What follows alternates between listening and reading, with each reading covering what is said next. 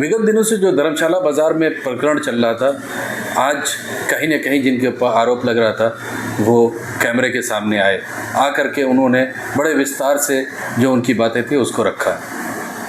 लबोलबाब यह है कि सीधा सीधा उन्होंने बताया कि ये जो पूरी ज़मीन है, जो तकरीबन 13 एकड़ की ज़मीन की बात चल रही है जिसके लिए विवाद है, वो कहीं ना कहीं इनकी पुश्तैनी ज़मीन है और विरासत में जब इनके फोरफादर्स नहीं रहे उसके बाद सक्सेशन सर्टिफिकेट्स वगैरह बना करके जो लीगल प्रोसीजर होता है उसके बाद वो पूरी ज़मीन इनके नाम से ट्रांसफ़र हुई और आज मालिकाना हक इनका होता है। साथ में उन्होंने एकदम साफ साफ ये भी इंगित किया कि जो लोग बसे हुए हैं उनसे कहीं कोई हमारी अदावत नहीं है, उनको कहीं किसी भी तरह से परेशान नहीं किया जाएगा, उनको न खाली कराया जाएगा। लेकिन विगत दिनों लगातार जो धर्मशाला बाज़ार के लोग हैं वो सड़कों पर उतर करके आए, एसडीएम से मिले, डीएम से मिले और उनका यही इल्ज़ाम था कि ये लोग गलत तरीके से इन्होंने अपना इंदराज कराया है और इंदराज कराने के बाद लगभग 830 परिवार ऐसे हैं जिनको बेदखल करने की प्रयास किया जा रहा है। उन्होंने साफ साफ इनके ऊपर इल्ज़ाम ये भी लगाया था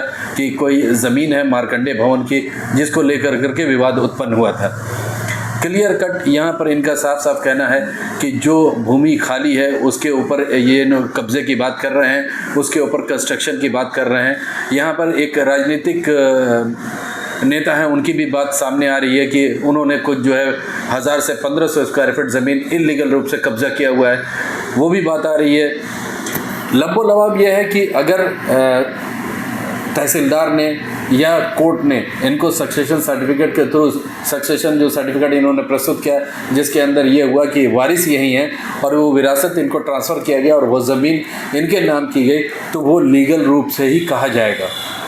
अब सवाल ये है कि उसको लीगल और इलीगल कोर्ट ही तय कर सकता है, ना कि हम और आप। उसके लिए बेहतर ये होगा कि जो विधिक कार्रवाई से आदमी जाए। लेकिन जहाँ पर इस तरह से गतिरोध बना हुआ है वहाँ पर इन्होंने बहुत स्पष्ट रूप से ये जनता को संदेश देने की कोशिश की है कि जो जैसे जहाँ पर बना हुआ है वो वैसे ही रहेगा, उनको ना हटाया जाएगा, ना उनके साथ किसी तरह का दुराचार किया जाएगा।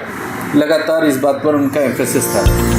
देखना बड़ा दिलचस्प होगा कि इस प्रेस कॉन्फ्रेंस के बाद, इस कैमरे के सामने आने के बाद अब धर्मशाला बाज़ार की जनता है उनका क्या रुख होगा। हम अपडेट्स आपको देते रहेंगे, मेरे साथ आप बने रहिए। लोग हैं जो डंडा चौरसिया है, टीका चौरसिया है, टीका चौरसिया है, समय चौरसिया है, इन लोगों ने हमारे मकान को फर्जी दिखा करके इन लोगों ने पैसा ले लिया टूटा से। और यही लोग जो है सिकमी किराएदार रख करके और उसके बाद उनसे पैसा वसूलते रहे और उनको भी उन्होंने रजिस्ट्री कर दिया, समझ गए।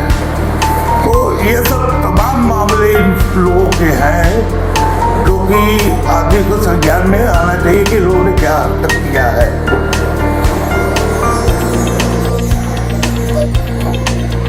विनय चौरसिया वगैरह जो है ये लोग अपने सपोर्ट के लिए कि हम लोग बचे रहे, एक सपा नेता को जोड़ दिया।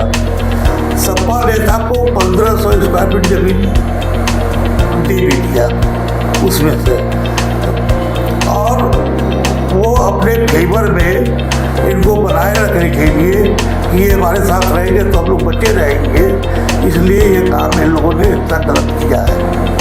हम बताइए नाम राहुल गुप्ता प्यार से सपना देता है। वो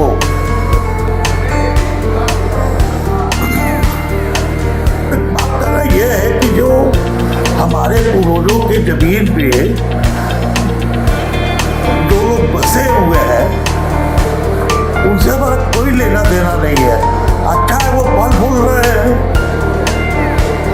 अब किसी का मकान तोड़वाने के लिए वरासत तो नहीं कराया है ना, वरासत तो लीगली है, जो होना है वो तो होगा वरासत। लेकिन ये वरासत हुआ है तो इसका मतलब नहीं है कि मैं किसी का मकान तोड़वा दूँ, किसी का दुकान तोड़वा दूँ।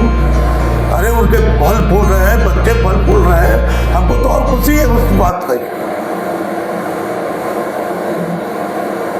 ये सब लोग जो है आपस में इस तरह की नर्गल बातें करके और धर्मशाला बाजार के निवासियों को भड़काने का काम कर रहे हैं कि 800 मकान दायरे में आ गया, 300 मकान दायरे में आ गया। भाई जब उतना स्क्वायर फीट जमीन, जो एकड़ जमीन जो हमारे नाम हुआ है, तो क्या वो आपके सबको तोड़ करके बसा करके उसको मैदान करके और उसको प्लाटिंग करके बेचने के लिए हुआ है? या हम कर पाएंगे अपने जीवन में, या आगे कोई कर पाएगा? नहीं कर पाएगा। हाँ, वो चीज़ जरूर है कि हम खोजेंगे कि हमारा जमीन साफ सुथरी पड़ा हुआ है, चीज़ कहाँ है, तब आदमी अब उसी हिसाब से निकलता है। लेकिन ये लोग तो बहुत सरासर गलती कर रहे हैं। तो हमारा जो विवाद है केवल इन लोगों से है और किसी से विवाद नहीं है। 50, 60, 70 साल से मैं देख रहा हूँ पीछे जितनी मकानें बनी हुई हैं, आज तक कोई भी बता दे कि हमारा जो है 100 नंबर पे या FIR हो, चाहे 420 ही हो, चाहे कुछ भी हो, कहीं रिपोर्ट दर्ज है मेरे हिसाब से, और हमको भूमाफिया बता रहे हैं। और सारा खेला वो करे और भूमाफिया हमको बतावे। भूमाफिया वो खुद है और हमको बता रहे हैं भूमाफिया। बताइए, इतना बड़ा वो करके सिकवी किराएदार रख करके सरकारी पैसा फर्जी ले करके सारा काम वो कर रहे हैं। अपने को बचाने के लिए राहुल गुप्ता को जो है उन्होंने 1500 स्क्वायर फीट जमीन दिया, उसके अंदर में वो हम कर रहे हैं, वो कर रहे हैं और फिर हमको भूमाफिया भी बता रहे हैं। जनता को पूरी भड़का रहे हैं धर्मशाला बाजार के।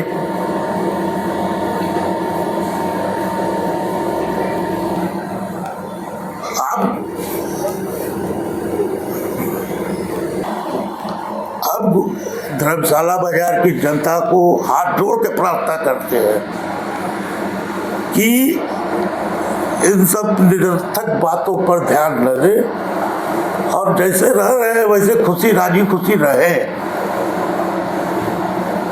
हमारा कोई वो नहीं है कि मैं कोई बवाल या चीज करने वाला हूँ, ऐसा कोई इरादा नहीं है और न है न रहेगा।